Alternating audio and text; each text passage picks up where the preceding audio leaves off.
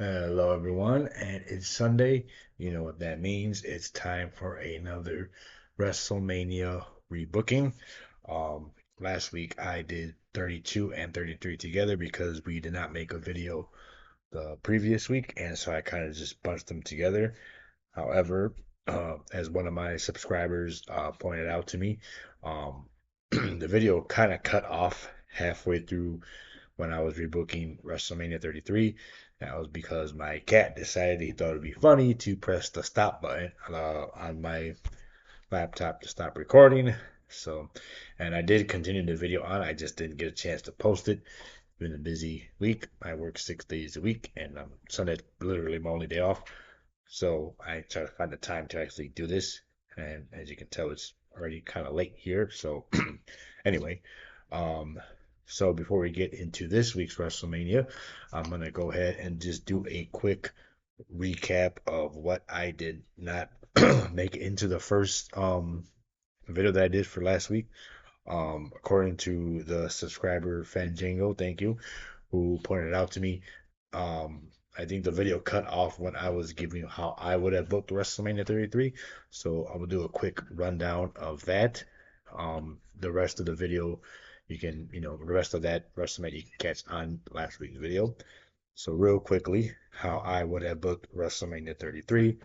Starting off on the pre-show, it was a Andre the Giant Battle Royal won by Sami Zayn, a six-pack challenge for between the SmackDown women of Naomi, Natalia, Carmella, Maurice, Becky Lynch, and Mickie James, and a six-pack challenge to determine the number one contender for the SmackDown Women's Championship. And then the main event of the pre-show would have been the Cruiserweight title between Neville and Austin Aries. Probably the only difference, it would not have been left off the DVD. And then on the main card, kicking off with my personal favorite, multi-man ladder match for the Intercontinental title. I had Dean Ambrose defending against The Miz, Baron Corbin, Dolph Ziggler, Kalisto, Apollo Crews, and Luke Harper. Followed by that was the SmackDown Women's Championship. Alexa Bliss defending against Nikki Bella, which is where I really thought they were going to go with in that direction. Followed by Braun Strowman versus Roman Reigns. They were in the midst of like a mini feud anyway, so I would have kept the match they had at Fastlane and held it off until WrestleMania instead, keeping Roman out of the main event. That was very bad that he had with the Undertaker. Um, Up next, Triple H versus Seth Rollins, keeping the same theme that they had in real time. Um, a fatal four-way for the Raw Tag Team Championships. Pretty much the same match we got. Gallows and Anderson defending against the Bar and Joan Big Cass, except we're going to add the New Day into this match.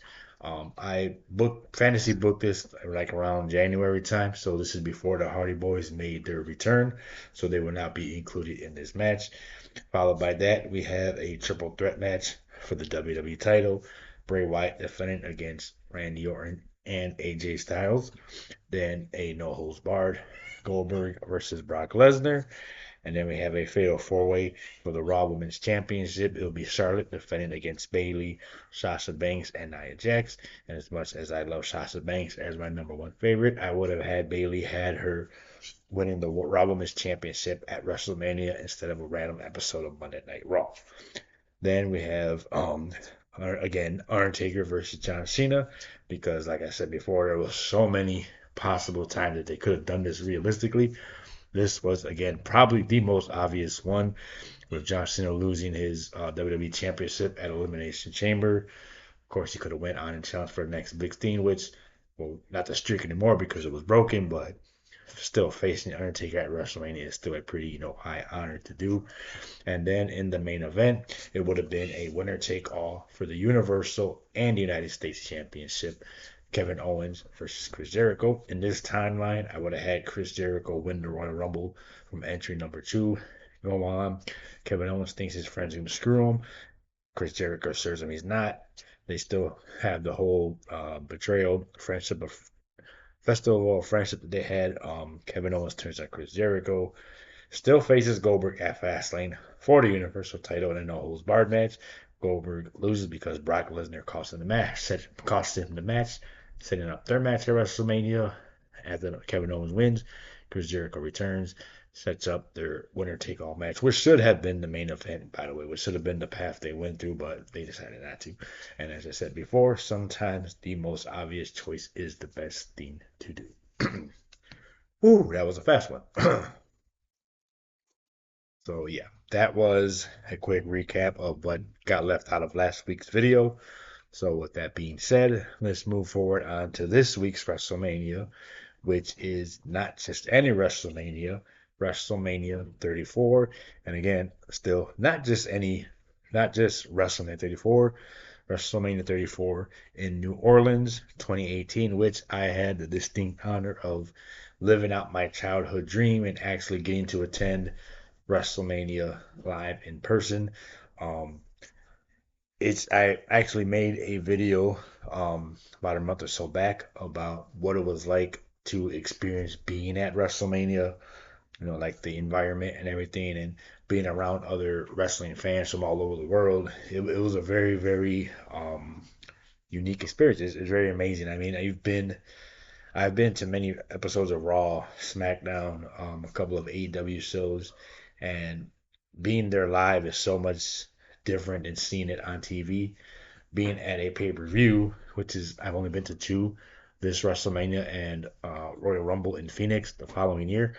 Um, it just hits different, and then to be at a WrestleMania of all things, that hits even more because you're like, okay, I mean, this is like every wrestling fan's dream is to actually, go to WrestleMania to experience that once in a lifetime opportunity right there. And so far, this is the only WrestleMania that I've been to. I'm hoping to go to another one day. Hopefully one more closer. Um, yeah, it's just like I said. Check out the video that I posted here. I believe on April 8th of this year because it was the anniversary of that WrestleMania. So like I said, I did an in-depth video about what it was like to actually, like be there live and experience it. I didn't go into true full detail about the actual card. I was gonna say that for this video, which is what we are going to do. So yeah, but before I do, I was given a personal request from my nephews because they said, "Oh, give it, like we love watching the videos. We love watching the wrestling videos. We love watching the videos when Tabby joins in because we didn't know she cursed that much. She does." And they're like, "Oh, give us a shout out, give us a shout out." So here's my shout out to my two nephews, Miggy and Maddie, my niece Autumn. Um, Theo loves you very much, and you don't know how much joy it brings me to know that you guys are wrestling fans. I've been a wrestling fan since I was a kid, and your mother, my sister, has also been a wrestling fan. Not as much as I have. She was like in and out of it. Like once she got older, she was always a big fan of Jeff Hardy, Brock Lesnar. Um, and she like kind of got out of wrestling a bit like in her later years, and then around maybe 2011ish I like kind of got her back into wrestling, and then she like kind of like drifted off again. But then when my nephews were born, they started getting much older, they started getting into wrestling again, so that brought her back into that. And like I said, I love it. I mean, you know I don't have kids of my own, and I don't plan on having any. Nothing, there's anything wrong with that. So I'm fine with being the cool uncle. And I'm glad that my nephews and my nieces love wrestling as much as they do. It reminds me so much of myself. Um, their favorite wrestlers are Shinsuke Nakamura, AJ Styles. My niece's favorite wrestler is Bianca Belair. She looks so adorable when she does her little Bianca entrance and everything. We even got her the little Bianca ponytail for her birthday once. Yeah, here's my shout out to you guys. If you're watching, Theo loves you, and I hope you guys are wrestling fans for as long as as you want to be. I mean, hopefully when you get older like I am, and then maybe one day, yes, they have been to a wrestling show. Hopefully one day I'll be able to take them myself to a wrestling show. So shout out to you guys. Love you. Theo loves you very much. So with that being said, going on to continuing on with our WrestleMania rebooking. And as I said, we head down to New Orleans in 2018 for WrestleMania 34. This was their second time being there in like less than 5 years, but they had WrestleMania 30 a couple years before this. So as per usual, let's go ahead and let you know what the WWE actually gave us on that day. Starting off on the pre-show, they had the Andre the Giant Battle Royal, which was won by Matt Hardy, thanks to a returning Bray Wyatt. It did kind of suck not seeing Bray Wyatt on the main show because I would have loved to see his entrance live. I did see his entrance live before this at I think the Monday Night Raw before after Fastlane, but I think it would have been better to see it on a grander scale like at WrestleMania. But I think he was injured at the time, so followed by that, we had the Cruiserweight Championship, which was vacant at the time. It was Cedric Alexander versus Mustafa Ali. Of course, I was rooting for the hometown guy, Mustafa Ali. Cedric Alexander won. So, followed by that, we had the first ever women's WrestleMania Battle Royal. It was originally supposed to be called the Fabulous Moolah Memorial Battle Royal, but the fans had a lot of backlash towards that because, as you know, there is a lot of controversy surrounding the Fabulous Moolah, where her, how she treated women's wrestlers back in the days. It's a whole lot of negative feedback, and a lot of the fans didn't like it, so they pretty much forced them to cancel it. If anything, they probably should have maybe named it the Mae Young Memorial Battle Royal, but they already had the Mae Young Classic going on. They could have went with China or something, but instead they just simply called it the WrestleMania Women's Battle Royal, and it was won by Naomi. And I was kind of upset because I didn't get to see Sasha Banks on the main show. This was my first time seeing another of my favorites, Becky Lynch, live. Neither one of them won the battle royal. Obviously, this was in the middle of the whole Bailey and Sasha breaking up. They weren't going to break up thing, but in the end, Naomi won. So going on to the main show of what we got, they kicked things off with a triple threat match for the Intercontinental title, which was probably one of the matches of the night. It was The Miz defending against Seth Rollins and Finn Balor. In the end, it was Seth Rollins that got the win. Up next was Charlotte defending the SmackDown Women's Championship against the first ever Women's Royal Rumble winner, Asuka. And many people, including myself, thought Asuka was going to win because she was in the middle of this huge winning streak that she's had since her NXT days. She did not lose. She lost to Charlotte by submission. Many people were upset. Up next, we had a fatal four-way for the United States Championship. It was Randy Orton defending against Bobby Roode, Rusev, and Jinder Mahal. Yes, Jinder Mahal was on the WrestleMania main card for whatever reason, and the match was won by Jinder Mahal. And many people in the crowd were not happy about it. There was a huge bullshit chant starting, and not to sound racist or anything, because I'm not. It was actually two, I don't know, Indian guys like in the row in front of us, and they were upset that Jinder Mahal won. So what does that tell you? Why was that man pushed to the moon? I have no idea. I'm pretty sure we all know why. Well, obviously not as big as his, but yeah, Up next, we had Triple H and Stephanie McMahon against Kurt Angle and Ronda Rousey. In case you did not know, Stephanie McMahon was my very first crush in WWE way back in like 99, 2000. She was like the very first female superstar I ever had a crush on. So it was great to see her in person, competing live for the first time. Of course, another match of the night contender, Triple H and Stephanie against Kurt Angle and Ronda Rousey. Kurt Angle obviously past his prime, and I'm also glad that I at least got to see Triple H perform one last time before his retirement the following year. Well, not officially, but he pretty much had to step away from the ring by the next year. So at least I was able to see one of my all-time favorites live one last time. Match was, of course, by Kurt Angle and Ronda Rousey. Very good match. Up next, we had a triple threat match for the SmackDown Tag Team titles. It was the Bludgeon Brothers, aka Luke Harper and Eric Rowan of the Wyatt family, defending against the New Day and the Usos in a triple threat match. The Bludgeon Brothers won. I think this was the point in time where I took a bathroom break and I got a refill on some nachos or something. I don't remember. I just know I didn't really watch that match. Up next, we finally got Undertaker versus John Cena at WrestleMania. Now you decide to do this. At this point in time, neither one of these guys were like in their prime anymore. Undertaker had retired like twice already by this point, and John Cena was already falling into that part-time role. He really wasn't much at full time anymore. And this is when he finally decided to challenge the Undertaker at WrestleMania. In the build up, there was a whole will he, won't he show up Undertaker. John Cena kind of did like a couple of heel promos towards the Undertaker. And then the week leading up, we still didn't get an answer from the Undertaker. Would he face John Cena at WrestleMania? The day of the show, of course, John Cena was sitting in with the audience and everything, just enjoying the show. And by like the second match of the pay per view, that's when he decided to go backstage. He got word that Undertaker was gonna accept his challenge. He came out. We got what's the word? Trolled by Elias coming out. But then the Undertaker came out, and I've been wanting to see this match at WrestleMania for so many years, as you can obviously tell with my fantasy bookings. And okay, I'm gonna finally see it at the WrestleMania that I'm gonna be at live, and it absolutely sucked because we got a 2 minute, pretty much a 2 minute squash of the Undertaker defeating John Cena in like less than 3 minutes. That was not what I was expecting when it came to these two at WrestleMania.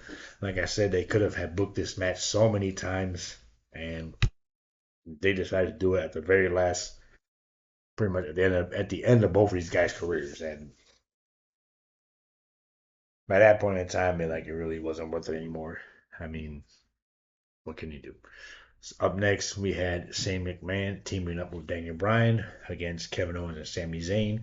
Of course, this was Daniel Bryan's first match back since he was forced to retire 3 years prior due to neck injuries. And I think there was supposed to originally be a plan for a tag team match before Daniel Bryan was medically cleared. Of course, I don't know how they were going to work around that if he wasn't able to wrestle, but then he got cleared. Then they announced it on WWE.com that Daniel Bryan was cleared to wrestle. I want to say like the week before this show. So they went ahead and booked a tag team match because I'm pretty sure it would be a lot safer for him, especially being off for 3 years. So of course Shane and Daniel Bryan won. Daniel Bryan his first match in like 3 years. Up next, we had the Raw Women's Championship. Another of my personal favorites, Alexa Bliss, defending against Nia Jax. Nia Jax got the win. I'm gonna be honest, I'm not a Nia Jax fan. Never have been. Probably never will be. I don't care for her that much. Nothing against her personally. I just don't care for Nia Jax. So yeah. Up next, we had the WWE Championship. AJ Styles defending against the men's Royal Rumble winner Shinsuke Nakamura. And many fans were expecting this match to be, pardon the pun, phenomenal because they've had plenty of great matches in the past in like Japan and everything. And everyone was saying Shinsuke's gonna win the Royal Rumble with Shawn AJ Styles. We're gonna get that match here at WrestleMania. It came and it was, to put a lot of people say, disappointing. Me personally, I had never really seen any of their prior matches like in Japan or anything. So I was just hoping to have an actual good match to see. In the end, AJ won. Shinsuke turned heel, clocked them in the balls, and yeah, they continued their feud on for like another few months or so. Up next was the Raw Tag Team Championships. Sheamus and Cesaro defend against Braun Strowman and a mystery partner of his choosing.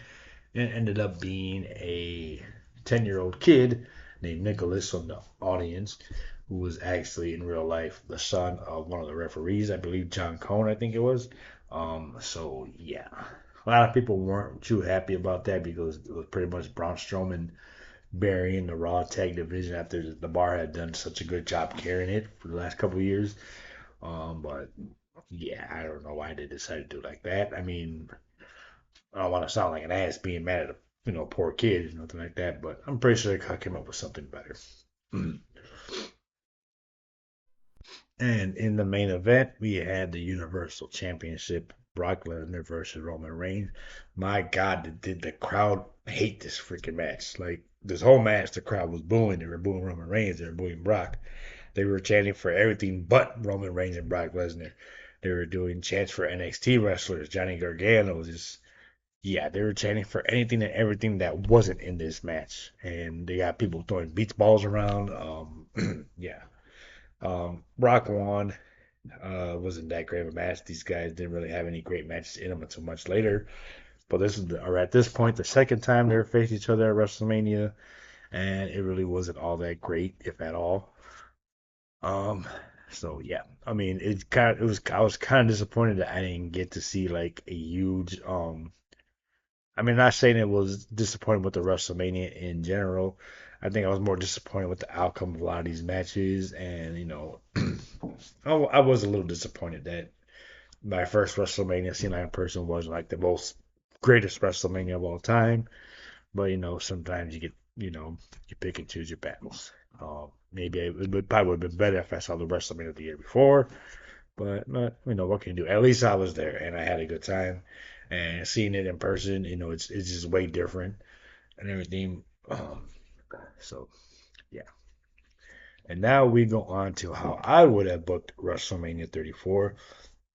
And in all honesty, I probably would have preferred to have seen this card instead of the one I saw, especially if I was going to be there live. But can't do anything about it. I actually fantasy booked this one in, like, again, usually around January when I did this one. And I was actually, like I said, in the month leading up to it, it wasn't the first sure thing whether we were gonna go or not. Like, we were waiting and waiting, and we didn't think we got our tickets to New Orleans before we got the actual WrestleMania tickets, and we didn't actually get the actual tickets. I want to say it's like maybe like a week or so before we left for New Orleans. So yeah, word of advice if you're ever gonna go like to a WrestleMania weekend event, take some money because it will be pricey. So going on with how I would have booked WrestleMania 34, let's go ahead. On the pre, we're gonna kick things off on the pre-show with the Andre the Giant Battle Royal. I would have gave the win to, I don't know, Baron Corbin, because everyone else, the other big names that were in this match, I have elsewhere. Next we would have had a triple threat match for the Raw Tag Team titles. It would have been Sheamus and Cesaro defending against the Revival and Gallows and Anderson. Mainly, they was like the only real major tag teams on Raw at the time. So I was like, well, just one of those. Just throw them together for shits and giggles. And the main event of the pre-show would have been a women's battle royal. This is before they actually had announced the battle royal, so I didn't know they were actually going to do it. But I would have had just a regular, good old-fashioned women's battle royal. I would have gave the win to another of my favorites, Natalia. Yes, Natalia is one of my favorites. I've been a fan of hers since her debut back in 2008, and I personally think she's one of the most underrated women's wrestlers in the company. I said what I said. So, going on to the main card, we're gonna kick things off. Surprisingly, not with my personal favorite. We're gonna kick things off with the SmackDown Women's Championship. Charlotte defending against the winner of the Royal Rumble in this timeline, Becky Lynch. Yes, in this timeline that I got, Becky Lynch wins the first ever Women's Royal Rumble and goes on to challenge Charlotte for the title at WrestleMania. You're probably thinking, okay, what about Asuka? We'll get to that one in a few minutes. So yeah, I would have Charlotte defending against Royal Rumble winner Becky Lynch, and I think I would have had Becky Lynch win the title because, like I said, I'm biased towards my favorites. So yeah, I would go with Becky Lynch. Up next, now we have my personal favorite, a multi-man ladder match for the Intercontinental title. In this match, we have The Miz defending against Finn Balor, Seth Rollins, Samoa Joe, Elias, Braun Strowman, Matt Hardy, and Bray Wyatt. Yes, a couple of these guys were injured going into WrestleMania, but at the time I booked this, they were not. So we have pretty much 8 of Raw's top upper mid card guys fighting in a ladder match for the Intercontinental title. Of course, I would have loved to see a multi-man ladder match in person. I have yet to see a ladder match in person, but hopefully one day I will, because as you know, that is my favorite type of match. And I think I would have gave the win to Seth Rollins as just realized it's like in real life, so he could have go on with the good run he had with that title during that year. Up next, we have the United States Championship, Bobby Roode versus Randy Orton. Basically, the match that they had at Fastlane the month prior, we would have had that match here instead. Um, Same outcome. I would have given the win to Randy Orton. Up next, we're gonna keep the Kurt Angle and Ronda Rousey against Triple H and Stephanie McMahon. Same thing, same outcome, same storyline. All the usual. Everything stays the same with this one. Kurt Angle and Ronda Rousey get the win. Up next, we have a tag team turmoil for the SmackDown tag team titles. We have the Bludgeon Brothers defending against the Usos. The new. Wait a minute. Wait a minute. Why do I have? Okay, the Bludgeon Brothers defending against the Usos, the New Day, Rusev and Aiden English, Chad Gable and Shelton Benjamin, Breezango and the Ascension. Is it just me? Is it just me, or does SmackDown usually have a better tag team division than Monday Night Raw does? Because at this point in time, like all the SmackDown tag teams are pretty, doing a good job at this point. Because pretty much every tag team in this match pretty much could have had a well-deserved spot at WrestleMania because all these teams had like something going on. Of course, we had the Usos, New Day, Bludgeon Brothers, three-way feud going on. Rusev and Aiden English were over with the whole Rusev Day theme going on. Chad Gable and Shelton Benjamin were good in-ring workers. And then we had Breezango and the Ascension, who were getting pretty good reactions with their whole Fashion Police theme. I forgot what the hell it was called. But all these teams were doing a pretty good job, so I felt it would have been good to reward them and throw them all together in a tag team turmoil match. And I think I would still give the win to the Bludgeon Brothers on this one. Up next, we have the tag team match of Kevin Owens and Sami Zayn against Daniel Bryan and Shane McMahon. Yes, I know Daniel Bryan was on the injured list, but I still thought he would have made somewhat of a tag team comeback in this. Like, I'm pretty sure if he wasn't medically cleared, they probably could have had some way to work around the fact that, he had like a bad neck. So I actually predicted that pretty well, if I say so myself. Up next, we have a fatal four-way elimination match for the Raw Women's Championship. It will be Asuka defending against Bayley, Sasha Banks, and Alexa Bliss. Now, here's how I would have got to that in this timeline. In this little multiversal timeline, what I would have had done was have Asuka challenge Alexa Bliss for the Raw Women's Championship on the first Raw of 2018. Asuka would win. There you go. And have a rematch with Alexa at Elimination Chamber.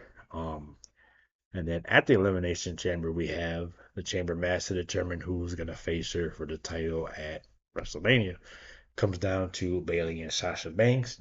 I would give the win to Bayley because they had to hold her attention between her and Sasha. Of course, it will lead to Sasha being mad at Bayley. Alexa wanted her rematch, and then we will go ahead and get a fatal four-way at WrestleMania. And as much as I would love to have Sasha win, I would give the win to Asuka because, like I said, she was on that roll. She had the momentum. She had the streak going on. It probably would have been better, for her to walk out that title. Up next, we have the WWE title.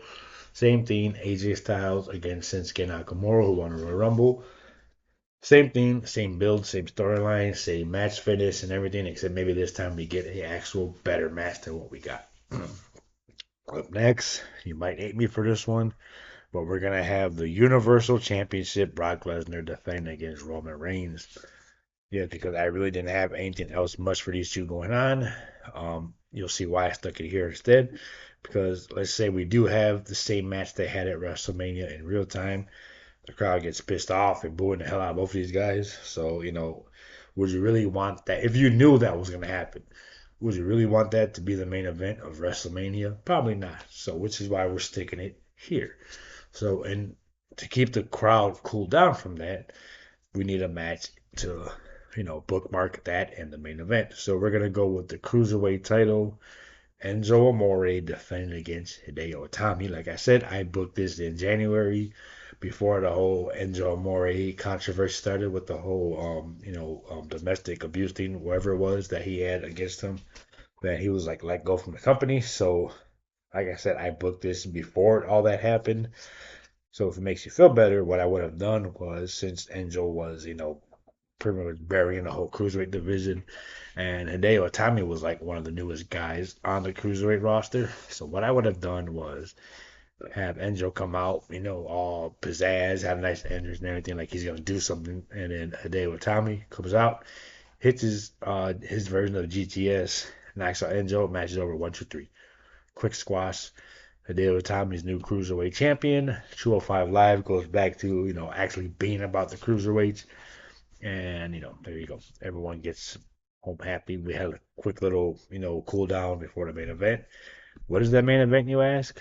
Again, Undertaker versus John Cena. This is legit like the fifth time they could have booked it. Well, they did, but I think in this timeline they would have had a much, much, much, much better match than what we actually got. It wouldn't have been a squash. It would have been two old timers just giving it their all in what they're probably their last real WrestleMania match. Because in a way, this was Undertaker's last real WrestleMania match. He didn't compete the following year. The year after that, he had the Boneyard match, which is not with AJ Styles, which is not technically a wrestling match. And then John Cena, this was his last WrestleMania match for a couple of years because he didn't compete the next year either. Then at 36, he had the whole Funhouse thing with Bray Wyatt, which is again not really regular wrestling match. And then that was all he didn't compete at WrestleMania again until 39. So, we get the picture. But yeah. So that is how I would have booked WrestleMania 34. And to be honest, I probably would have liked to have seen what I booked in person live instead of what I actually got. Not just saying it because I did it, but I mean, I would have loved to, my first WrestleMania experience live to actually be truly memorable. Not saying that it wasn't because it was, but I would have liked to say like, oh yeah, I saw like one of the best WrestleManias ever. Not one that was like mediocre, if even that. But what can you do? What can you say? So yeah, that's how I would have booked WrestleMania 34. What do you think? Did you like what we got? Did you like what I gave you? What would you have done different? How would you have booked it? I'd like to hear your thoughts and comments in the comment section, positive or negative feedback. I welcome it. Um, so work that will be it for this video. And then until next week when we have our next WrestleMania, which will be WrestleMania 35. Also, this Thursday coming up, I am very excited because I will be attending my very first indie wrestling event. One of those little local wrestling companies. It's called Second Wrestling, and I'm mainly going. Well, it is going to be here in Chicago, maybe like 20, 30 minutes away. I am mostly excited because Tegan Knox will be there, still be competing. As you know, I love Tegan. I'm one of her biggest supporters. I have my own wrestling page named after her, so feel free to follow that. Tegan Fan 87599. The links are in my bio. So yeah, I'm finally gonna be able to see Tegan Knox live and in person. Of course, I will be there front row. I actually got front row tickets for that specific reason. Also, unfortunately, I will be seeing the Brock Lesnar guy. He's going to be competing in a match for some reason. Yeah, the guy's, as you can tell, I'm not a big fan of the guy. So I will be there booing my ass off at him, saying boo, not boo earns. Fuck you, Brock Lesnar guy. I said what I said. So yeah, I will be there live, booing the hell out of that guy, but cheering, and they're representing Tegan Knox. Front row, Nick Tegan Knox, Nick Newell, one of my favorites because I personally feel she's one of the most undervalued, underappreciated, underutilized women's superstars in all professional wrestling. I said what I said. So yeah, but I am very excited. I'm looking forward to that. I'm gonna leave work early so I can get there on time. I'm just like very excited, not just for the fact that I can knock off an indie wrestling show off my wrestling bucket list, but I will finally, like I said, I'm more excited because I will finally get to see one of my favorites live in person. So, also, a bitch finally got their glasses fixed. As you can tell, no more scotch tape. Yeah, little guy. So, yeah. So, I'll probably do a video about that, after I, see the show. And so, yeah. That's all I got for this week. Until next week, remember, if you haven't asked me about it, chances are I'm going to talk about it anyway.